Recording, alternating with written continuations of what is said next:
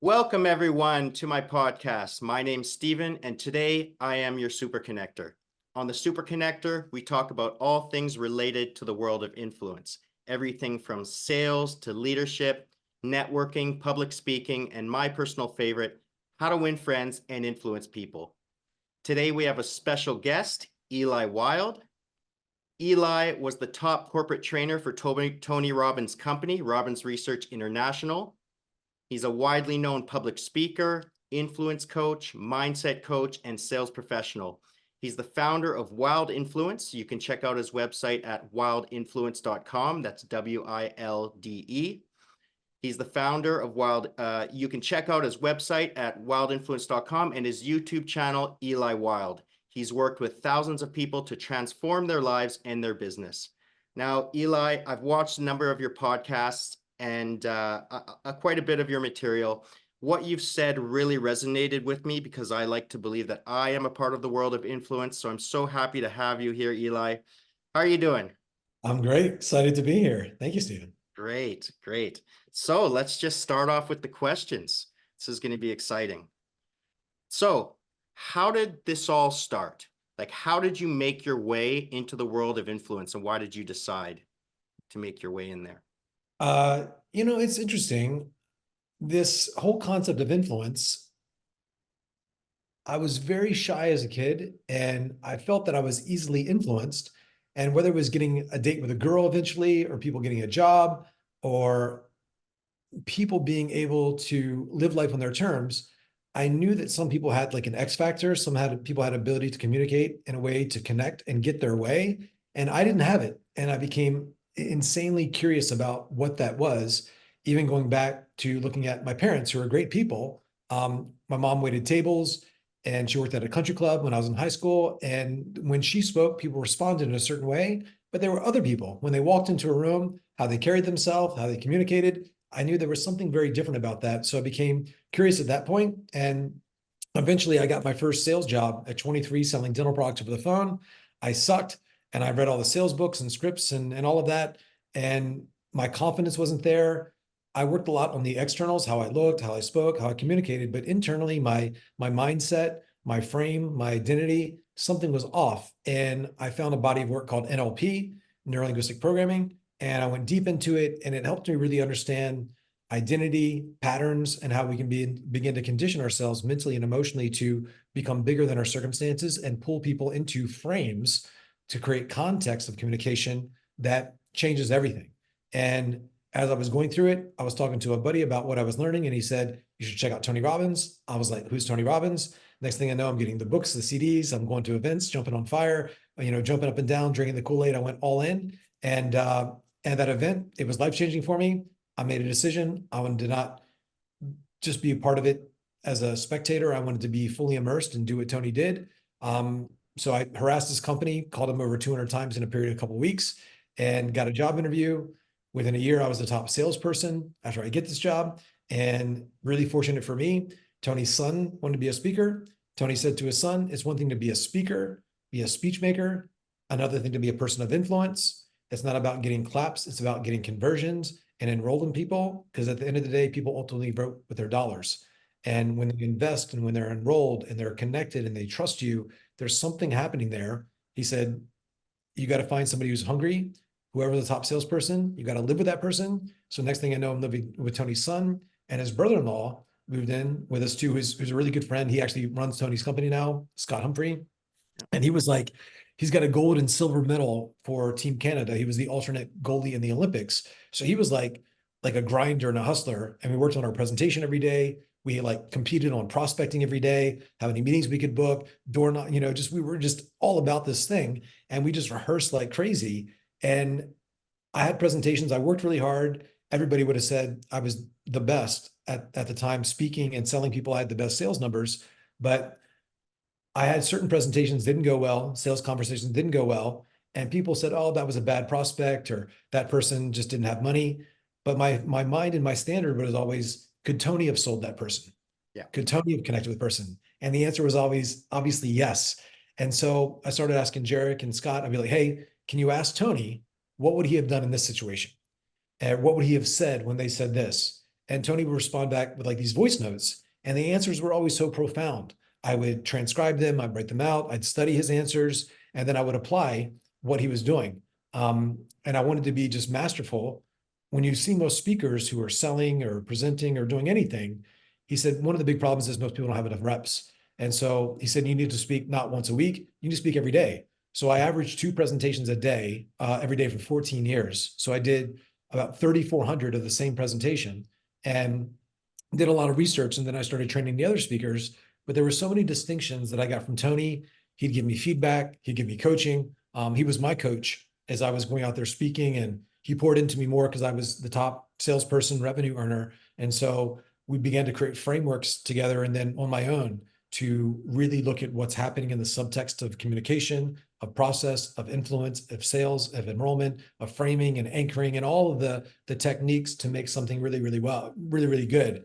And I didn't just sell for Tony. If I had opportunities on the weekend to sell for somebody else's seminar, I'd sell at the back of the room. I do pitches for people from stage. I just wanted the reps. And that process from 2005 up into 2019, when I left Tony's company, we had just developed a lot of systems to help people sell. So that's kind of my story in a nutshell. Yeah, and that's that's a large nutshell. Yeah. You said a lot of things there, which I could ask questions on. Very interesting things. Neuro-linguistic programming. I don't know too much about it. I have read one book. I can't remember the name, and I've watched a few YouTube videos on it. Yeah. Now, Tony Robbins is, you could almost say, the king of neuro-linguistic programming. Would that be correct? Maybe, well, just incredibly well rehearsed in it. Yeah, John Grinder and Richard Bandler created it. Yeah. And then there's other people, like there's a book called Mind Lines that's really good. It's really complex. He mentored Tony a bit, and it's more like he's like a scientist. And NLP in and of itself, it's really the study of excellence in human communication, not just how we communicate with others, but within ourselves, how we respond, our patterns, pictures in our mind, and meaning. And there's a whole science to it. But the challenge I found with it was that it is based in a therapeutic context. And Okay. so what we've done with all those frameworks and tools is we put them into a purely influential sales context because a lot of it didn't translate. And if you go through a course, and I've done like every NLP course, I found all the people, a lot of it was just garbage. It just didn't apply to making me better at sales. It was because it was based in therapy. And Tony took a lot of those concepts. And, this is a good note for anybody who's got their own brand listening to this. Tony didn't want to teach NLP, even his 6 human needs. They're very close to Maslow's hierarchy of needs, but he changed them. NLP in of itself has some great stuff, but Tony changed it to what he called NAC, neuro-associative conditioning, because he says you can't program somebody like a computer, but just like there's an association, I say the word chocolate or pizza or sex, we've all got an association to that. And so how do we change somebody's unconscious responses, condition them, just like you can condition a muscle, condition people's responses to pain and pleasure, where now they feel good about doing the thing that was hard, and they don't feel good about doing the thing that was addicted. We can change their association through language and communication. So what he's doing through storytelling and anchoring and framing and challenging and breaking belief patterns, it's changing somebody's association. Like somebody might want to kill themselves. That means they have more pain attached to living than to dying. Yeah. And then they kill themselves. But if we can change that association, we change the direction of their life. And a premise of this, whether it relates to sales or therapy, it's like somebody might have a positive association to say like a certain type of alcohol, like tequila means party, means good fun. Yeah. And then one day this person has an experience, not information, but an experience called getting really sick. Now somebody says you want some tequila. They're like, never again. What was once pleasurable is now painful. And somebody might have, like, say, a person in their life that they love, a best friend, and they hear their name, Johnny, Bobby, Susie, they feel good, but they have an experience in this relationship, how they relate to this individual. They have an experience called lying, cheating, something bad happens. And now they hear the person's name, they feel disgust, they feel anger. So an experience changed the person's association. So through understanding this, we can change somebody's association to investing in themselves, to taking on risk, to getting into a relationship, to buying a program. And so sometimes we can pile on things in our offer or how we sell people, But until we change those associations, it's just going to be more stuff. And so the process really looks beneath the surface to how people are creating meaning, what they're focusing on, what they're making it mean. And all of these things are the prerequisite to decision. Because we want people in a sales context to take action. But I started to think, what precedes all action? Thoughts, feelings, and beliefs. And so if I can get them thinking what I want them to think, feeling what I want them to feel, and believing what I want them to believe, the action just becomes obvious. And so the target isn't to get people to take action or make a decision. We need to look a little bit deeper at what people need to believe about you, about themselves, about the product, about the process, and about the possibility. And also have a negative association or belief or thought or feeling about staying where they are. And if we can change those associations, the sale becomes natural. And so these changes can happen rapidly, because I watched a movie, I Am Not Your Guru by Tony Robbins. And there was a scenario where there was a man who said that he was suicidal. And I was watching very closely when Tony was speaking with him. And Red shoes. Tony seems like an incredibly compassionate man. And Yeah. there was something about the way that he's looking at them, and it didn't seem like it was acting. It seemed like it was very genuine. And to see the difference in perspective on him and the change in his body language was quite remarkable. And I have not really seen that anywhere else. I think there might be a misconception that NLP is a type of hypnotism. Can you speak a little bit about that? Because from what my understanding is, it's not manipulation or hypnotism. You're not making somebody do something. So how does it differ? These guys are basically scientists, Richard Bandler, John Grinder, and they looked at every form of therapy or change work. And whether it's Gestalt or hypnosis or Rogerian or whatever it is, all of them work some of the time. And in every form of therapy, some people were better getting results, just like some salespeople are. And they said, well, these people aren't special. They're doing something. And some of it's in their own belief system. Some of it's in how they connect.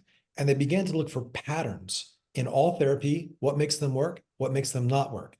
And so they pulled mostly from Milton Erickson, the most successful hypnotherapist that had like 100% success rate, Virginia Satir, a family therapist, Gregory Bateson, a few other people. And they began to study them, like thousands of adders studying their interventions on what they were doing.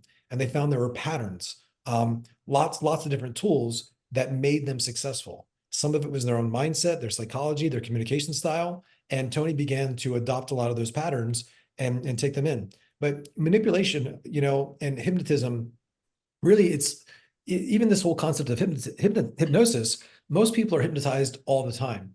And hypnosis is anytime you go internal.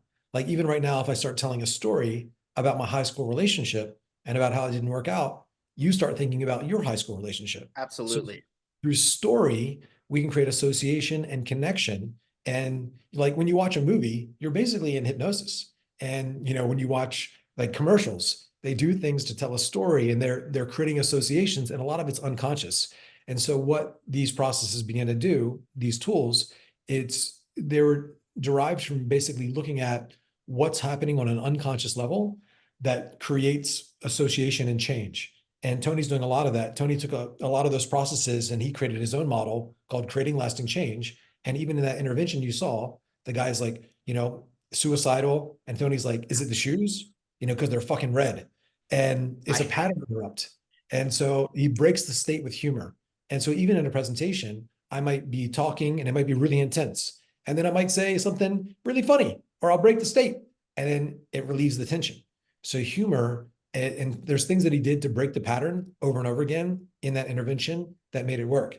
But he's going through a 7-step process, making somebody feel understood and appreciated, finding the limited pattern, getting leverage, interrupting the pattern, defining the problem in solvable terms, creating new empowering alternatives, conditioning the change, and then linking the change to an identity and making sure that identity is ecologically sound. So those are his 7 steps that he went through. Are they always in order? But he's moving things around. But with NLP or the change work or what he did, what we begin to understand is there's a process for change. And some people go to therapy and it takes them 20 years to get a change. But what actually occurred? And once we can understand the distinctions that happened in those 20 years, we can put them into a 20-minute conversation and get that amount of work. And so one of the things I look at it, even in a sales conversation, you might have a long sales cycle, or somebody, you're wanting to coach somebody. And I've said this countless times. I say, look, what we're looking at here is getting you the most change in the shortest amount of time. So if you look at it, time, on like a horizontal axis, and change on a vertical, like I say, I believe this, and I believe this fully. Michael Jordan said he never lost a basketball game. He only ran out of time. And with any client I'm coaching or anybody I'm selling, I believe I can sell anybody. So I start with that possibility. But whether I'm coaching somebody or selling somebody, it might take me 20 years of follow-up. Or if I coach somebody, say, look, I can coach you. Say you want to lose 20 pounds. I can be at your house at 5 a.m. I can wake you up at 5. I can go to your house every single day for the next 5 years. And I know I can change your life, but that's not worth it for me. So in order for us to get this change, now I'm starting to qualify them. We need to speed this up.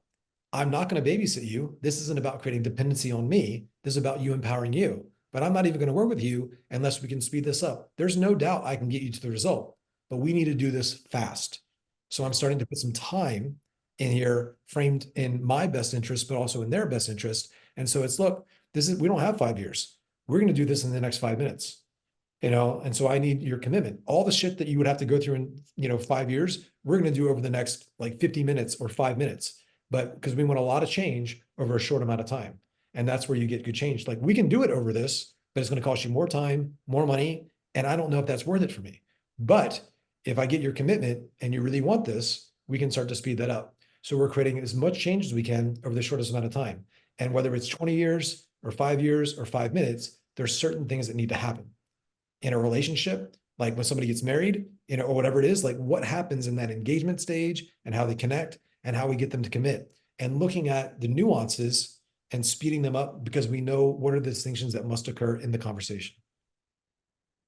Well, that was very deep. And I didn't realize that NLP was so technical.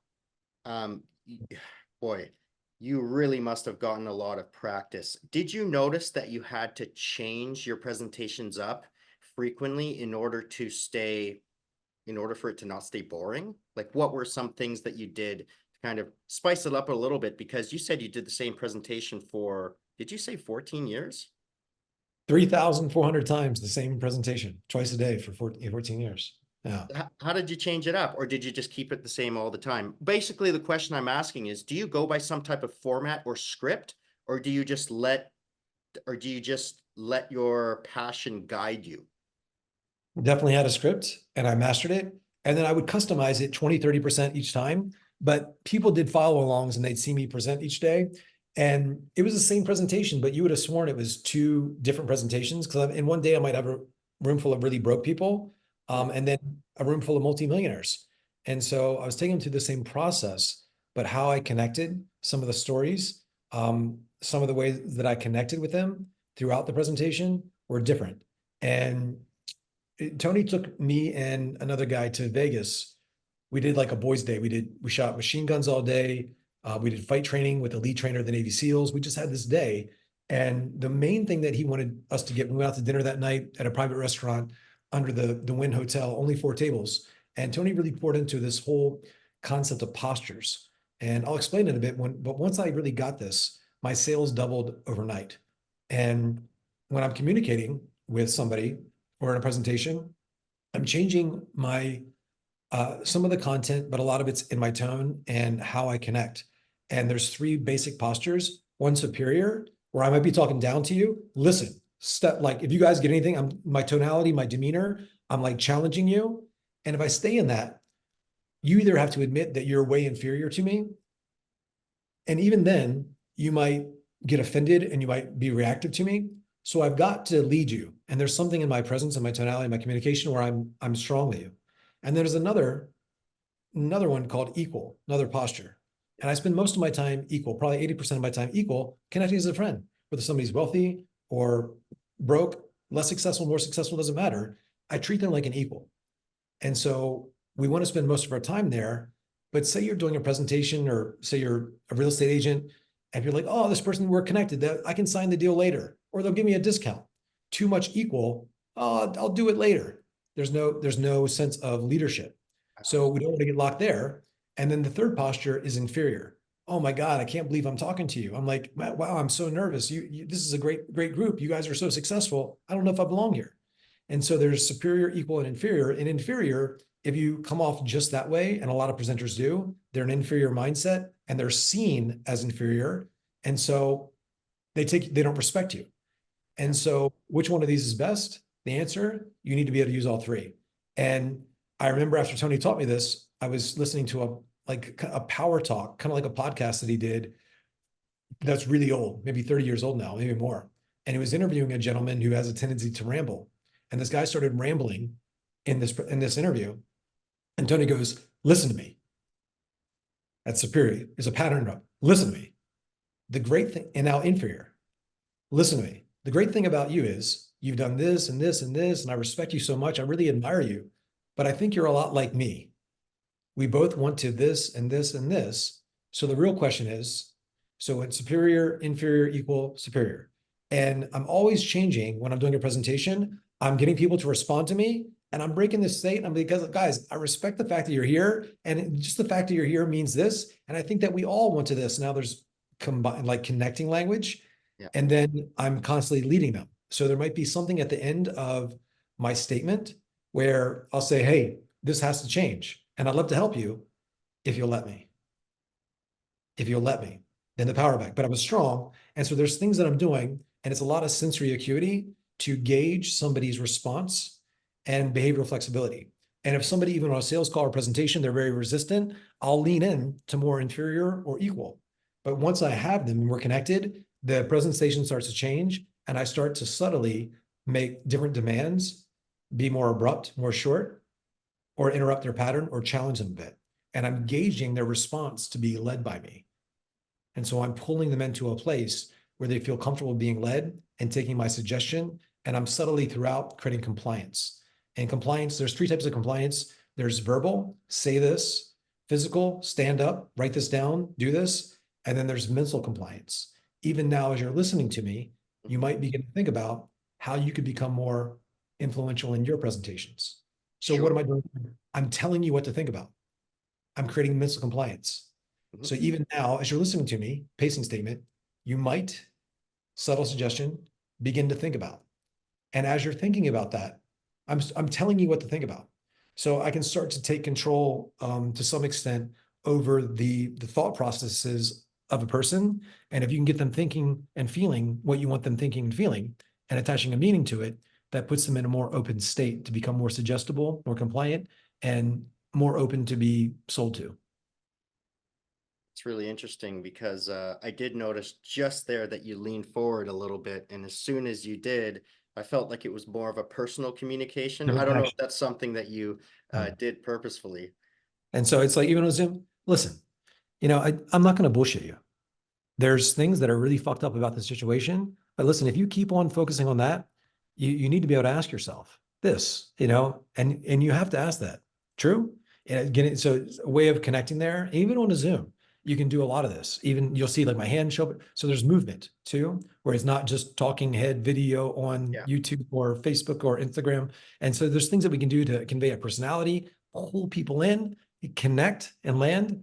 And all these things make a difference. That's remarkable. Now you spoke about this. One thing I found really interesting is you spoke about this transformation that you had at Tony Robbins, the first Tony Robbins convention that you went to. Mm-hmm. Now, what was that internal transformation like?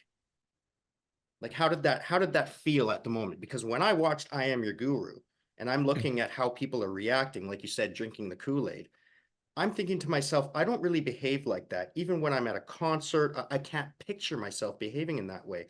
What does that actually feel like? What's happening to them at that time? Because I do remember, and I'll bring this up later, you talk about the 4 levels of influence. And you spoke about that with Owen Cook at one of the presentations. He's one of my best friends. He's great. Yeah. Yes, awesome. That's right. We do have a mutual friend between him and someone else, but we'll talk about that later.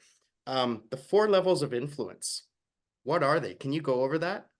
Well, one, I'll go back to that question. When I went to Tony's event, the breakthrough, I was really just lost. And next thing you know, you're hugging people and all of that. And Tony's teaching you, the first day is about state management, your emotional state. And you have days of your life that you feel like you can run through walls, you feel amazing. You have other days you feel like you can't spell the word the. You're in a stupid state or a disempowered state or a fearful state. And so regardless of more content and more information, if you even go through a training program or listen to this podcast or whatever it is, and you're not in the right state, it's huge. And so to be in this physiology, this mindset, your focus, the meaning you're attaching to things, where you're bigger than the situation, you have this identity and conditioning that. I mean, it was amazing. And then at the end of the day, you walk on fire, which is like you have a breakthrough experience. Because again, it's not the information, it's the experience. And he has a demonstration there, and there's life principles in the metaphor of what he's teaching there that were just transformative. And going into 6 human needs, if you study that, like basically how we meet our needs, the vehicles to meet our needs, and really helping you, and they say, like, as a common phrase now, don't work in your business, work on your business, to be able to have a 30,000-foot view of what's happening with marketing and sales and delivery and just your life and your finances, to look at that, but to work on your life and on your emotions and on your communication instead of just being in it.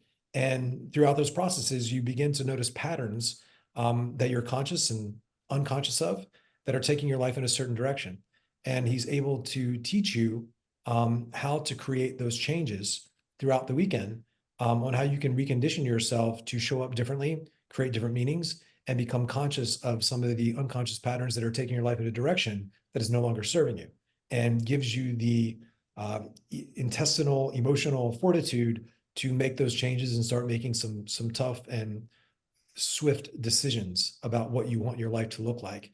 So for me, it was just so much. But and I say this a lot, it wasn't just what he taught, though it was brilliant.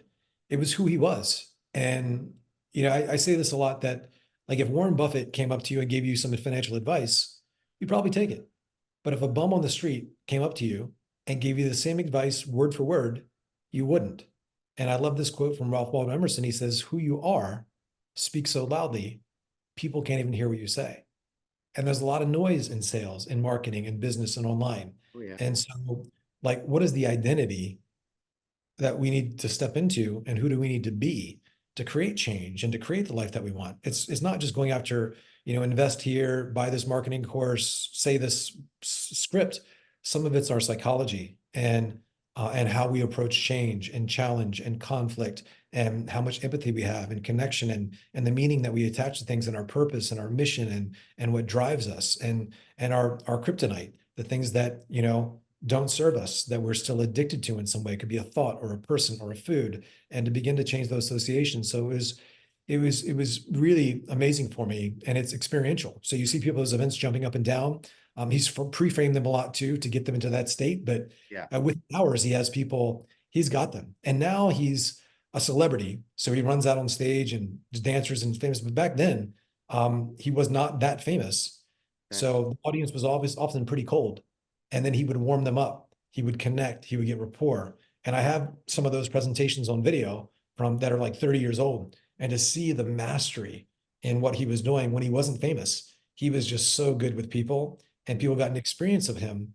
His energy, his certainty, his charisma, his storytelling, and just the dedication to the craft of communicating and serving people, and really empowering people and believing in people. And that, I saw that, and I was just, man, I want some of that. And I think when you see a great presenter, and I've had countless people, where I spoke and I didn't even make an offer, they were just throwing their credit cards to me at the end. They were like, "I don't know what that is, but you got something I want more of in my life. Will you help me?" And I'm like, "I don't know. What do you want?" And so, but it's that whole, like, who you're being. And when they can see how you show up in time of challenge and how you deal with things, they're like, man, they get an experience of you that's a little bit more than just a canned script or presentation. And so I think I saw something in him that I just wanted more of. And I think as coach and leaders, we need to own that, and know that that's a big portion of why people buy or invest with Warren Buffett versus the homeless guy with the same advice. It's how we're being. So there's that. And then to go back to the other question, the 4 levels of influence, how you influence yourself, your beliefs and your values. And then sales is transferring that to another person. That's level 2 influence, one-to-one sales. Level 3 influence is one-to-many. And then level 4 influence is where you put your beliefs and values into people and process. Legendary influence, where you're able to influence where you're no longer there. Like Steve Jobs, Yep. highest value was innovation. He put that value into people and process in his company called Apple. And now, even after 13 years of him being dead, or whatever it's been now, he's still the most recognized name because he shared a story and principles and a vision that motivated the masses. And the company's been more successful under Tim Cook because he was the one to connect and articulate. He's the one that's memorable. So for all of us online, we have to be memorable in how we communicate and how we tell stories, but it's also highest level of influence, putting your values into people and process so that you can remove yourself from the process and have something work. Now, that doesn't mean dying like Steve Jobs. That means that you can sell your company or you can take a vacation and things still work because the people and the processes are aligned with the values and the culture of the organization. So now you've been in there, but even when you're not there, it's still working. And you need to really be thinking long term about what you're doing, not just marketing or selling courses or products, but like, what are we doing to indoctrinate people into a culture of these values so that the organization and the entity, the business of it in of itself is still successful without you doing a lot of handholding. And how does it feel that you've hit the 4th level of influence with your business, with Wilde Influence? It's good. The brand ethos, my real name is Eli Wilde, and my football coach in high school is like Eli Will Hide. And for me, like I said, shy kid, always kind of hiding. And Tony, we sat down in London 2019. We talked about partnering together, creating a course. And I got to speak and do the sales pitch for Tony at his first big virtual event. It's supposed to be 25,000 people, but it was in people's homes. So we had 75,000 people. I did the sales pitch. It did 8 figures. And we had talked about partnering, but it was really just time for me to do my own thing. And I was kind of hiding behind Tony. So this whole concept of being wildly influential is about authentically expressing who you are through communication in a way that serves people, and to be wildly expressive, to be open in who you are. And that's what we want people to get. And I teach sales, and a lot of people just are reading a script. They're not connected to what they're saying. They're not connected to the person. And so this whole concept of delivering this value system to a market is what's needed. I'd say it feels really good. And we have people that go through, one of the guys I coach is Jeremy Miner, who's amazing. I've learned a lot from him. And a lot of people ask the questions, but you'll notice whether it's Cole Gordon, who's one of my best friends as well, they're brilliant. In any organization, you see some people more successful than others, same script, same product, same everything. And I was always curious because that's how I started. How do I make this person not a better script reader, but more aligned with who they are, and make a deeper connection to another human being with empathy and certainty and conviction and compassion, and build trust in a conversation because of how they do it, not just because of how they saw somebody else do it. So that's the ethos behind what we do, and that's what we try to communicate. Yeah. And, that compassion and empathy is something that has to be developed over a period of time. Did you notice that you had that even during the period of time in which you felt a lack of confidence, or did that develop throughout the process, throughout this transformation that you've had over the last 14 years? I think it's developed over time, a lot of feedback, a lot of hard work. But naturally, I think I always had, a good heart, cared about people, but I was insanely self-conscious, conscious of myself. And so I think we all get into that too, or a situation, judging ourselves and things not going well, feeling shame or anger or frustration, and then kind of doing the inner healing work. Like, I'm in the process and creating an empowering meaning. And so that process of even going through your challenges, once you see the process of how to deal with anything, your own challenges or somebody else's, you begin to become unconsciously competent in that, and that becomes a skill. And now it moves quick. So, but yeah, initially I was slow to all of this, and I felt like a lot of people that I was behind, people that are younger than me, more successful than me, or I'm behind, I'm not good enough, I'm broken, and I just you just have to get through all that. It's so awesome that you came on this podcast and you're saying these things right now, because there's a lot of people watching this that are going to be brand new in their networking journey, brand new in their sales journey. They don't know anything about leadership yet, or they don't believe that they have a right to lead, or they don't have leadership qualities. And so I think these things that you're saying are going to be really helpful to them. Now, I do want to ask, Tony Robbins, you're a personal friend of Tony Robbins. All of us, we see him on stage. What is he like in person? What is he like one-on-one? 2010, I won this, a very long story short. He took me to Fiji for 5 days, and I just got to ask him every question. He was so kind, so sincere. We played golf together, we ate dinner together every night, hung out. I went to his house, and me and my friend, and he did like a blessing meditation, and his wife sang to us and did like a healing session on us. He's such the real deal. And, and they say never meet your heroes, but he's the one. Like he's awesome. I mean, he's a real guy. Nobody works harder. I think the GOAT of all sports is Michael Jordan. Yep. Michael doesn't do much these days. Tony's never taken a day off. Yeah. Like I've never seen anybody more committed to anything longer, like on the history of Earth. And people have no idea really what he does, like the financial stuff, the business stuff. They're in 7,500 different prison systems.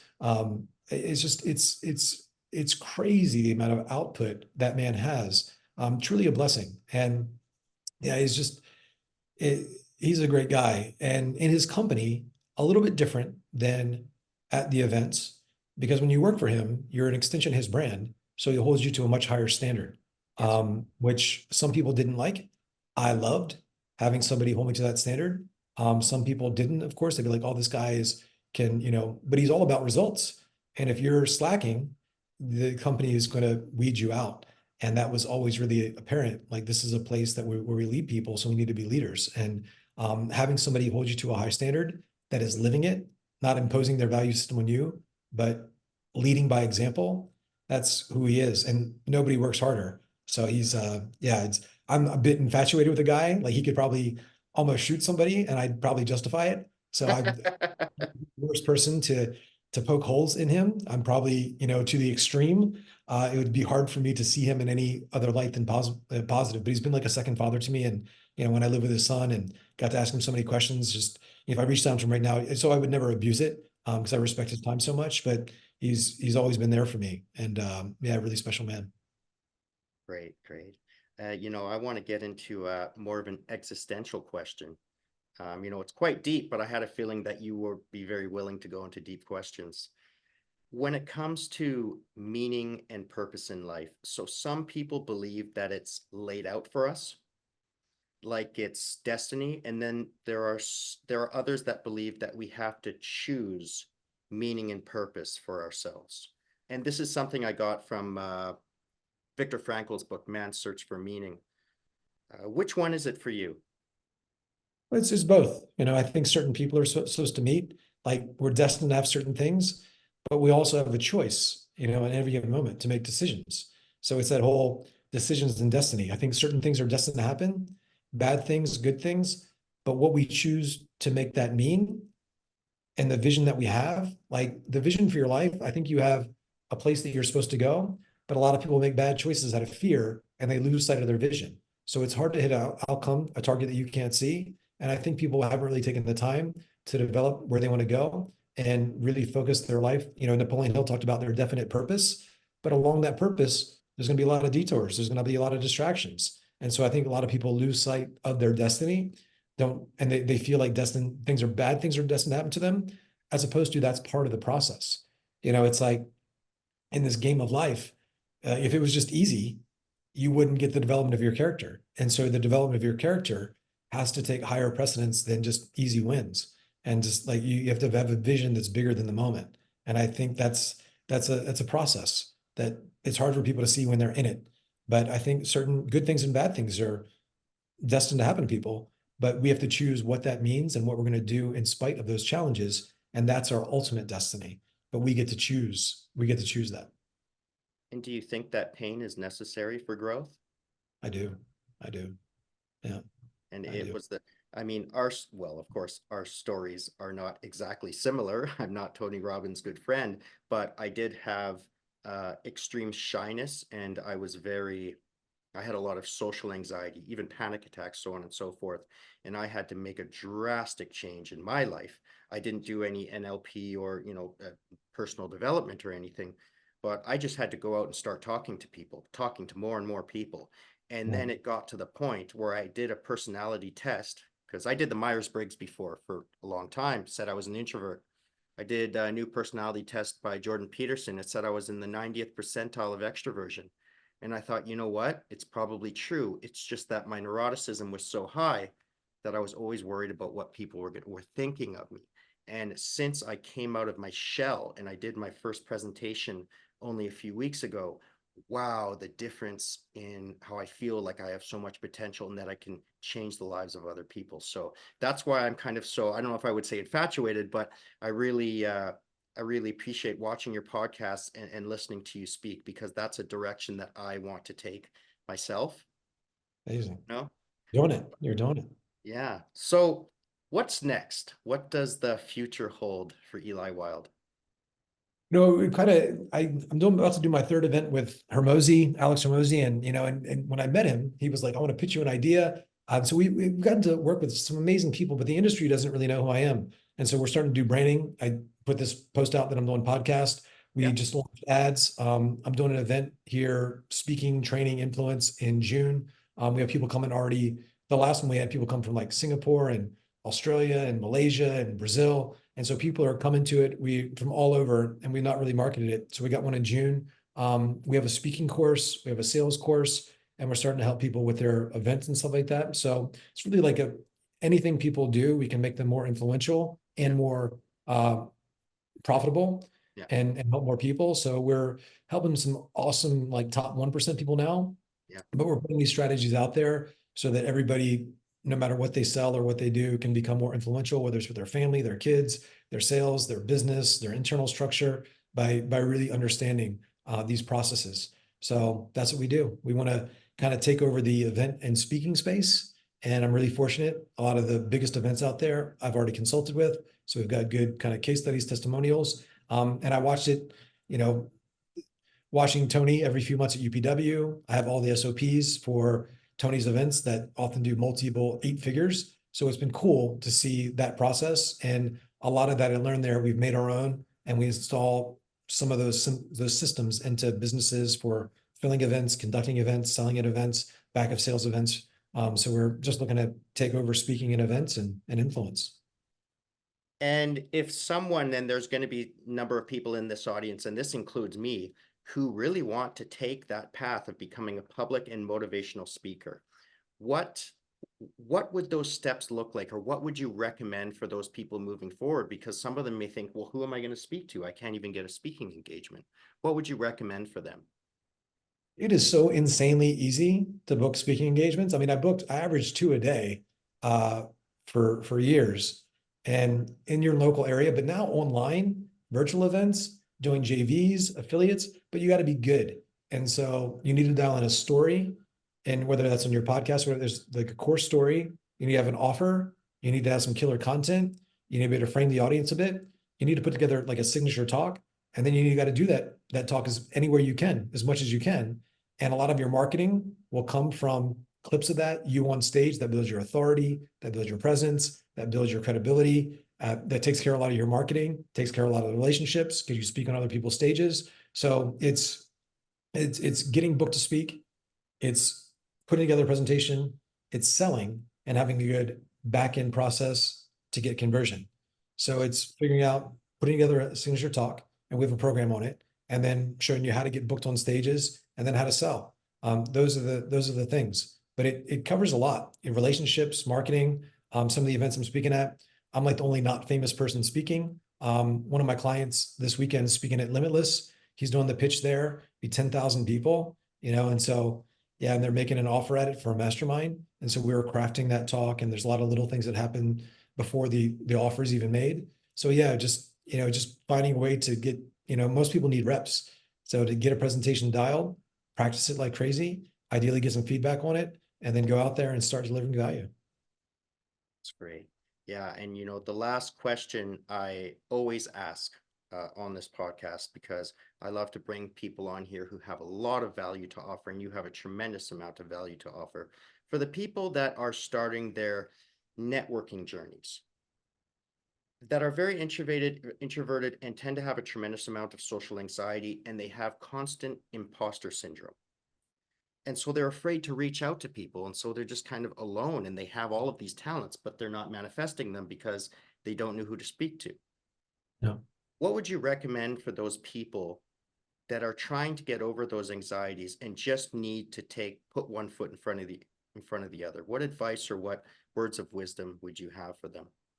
A lot of times it's imposter, it's just fear, it's just natural fear. And if you've not done anything a lot, you have reluctance. And so you just got to get some reps, and getting through it and realize it's a process, not always going to work out.